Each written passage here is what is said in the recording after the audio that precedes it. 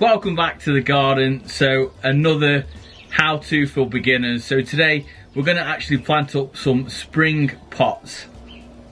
With spring just around the corner, plenty of garden centres and supermarkets have really got some pretty flowers in at the moment, mixed with bulbs and things like that. So I thought we'll do a really short video on how to plant up a spring pot or planter. So without further ado, let's get into today's video. Now it is worth mentioning that these plants are currently £3 for £5 in an Asda store here in the UK. So it's really not going to cost a lot more than £5 to do this pot. And I think that's absolutely brilliant, considering it's going to give us that little bit of a lift that we need this time in January, right? So the other two plants that I actually got some bulbs, and these are like standard daffodils. Then I went ahead and bought these pansies. I actually prefer the violas, the smaller flowers, but I really like the colour of this, so I thought it would make a really good contrast in the pot. So a couple of things for me to keep the cost down. The first thing is the pot. Now, I don't mind the look of this. It's been knocking around the garden for a little while, used it last summer, and I'm going to upcycle this or just reuse it if you like. So I'm going to use that. That's not going to cost me anything. And also a Christmas present I had, just to give it a little bit of height for now, is this small Photinia cross Fraseri, which is also known as the Red Robin. And I'm going to plant this in it, and I'll show you guys how I'm going to use it, how it's going to look layered and textured. But this is an option, right? If you want to keep it to the £5, then by all means just use them. I'm just going to give it a little bit of height with that. Once these are finished in the spring, this will be lifted out and planted into the ground. Now, a really good tip for keeping the cost down is the price of compost is really quite expensive these days. So what I tend to do is I tend to fill my pots up 2/3 with garden soil. It doesn't really matter what quality it is, because the compost will do all the work anyway.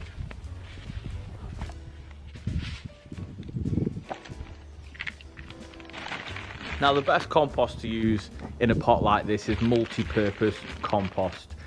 Now, as you can see, I'm popping the plants in, and this is a great idea because you can move things around and really see where you want them in the pot.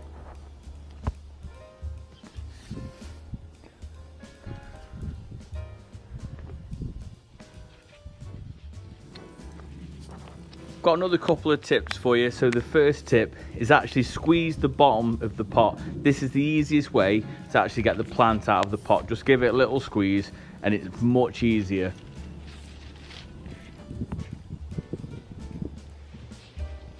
And the second tip is plants actually have faces just like us. So it's a case of picking its best face. So what you want to do, look at the plant, give it a good 360 and see, what do you want to be looking at? What's the face of the plant? What do you want to see?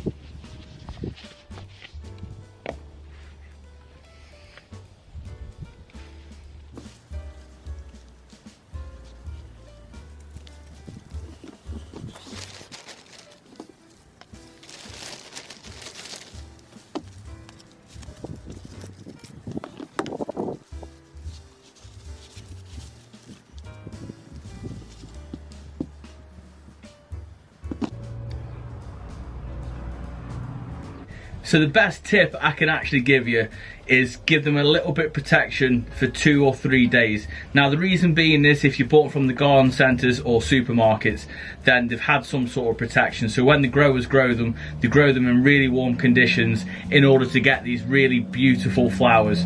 So what that means for us is we have to give them a little bit of protection before we actually want to put them where you want to put them, if that makes perfect sense. So that's a really good tip, so please bear that in mind once you've done it. So if you made it this far, I hope you enjoyed it. I guarantee this will not disappoint you. The planter will get better and better. So if you did enjoy it, then please give it a big thumbs up, as it will help share it out to others just like yourself getting into gardening, or maybe you love gardening like me. So I'll see you next time, guys. Take care.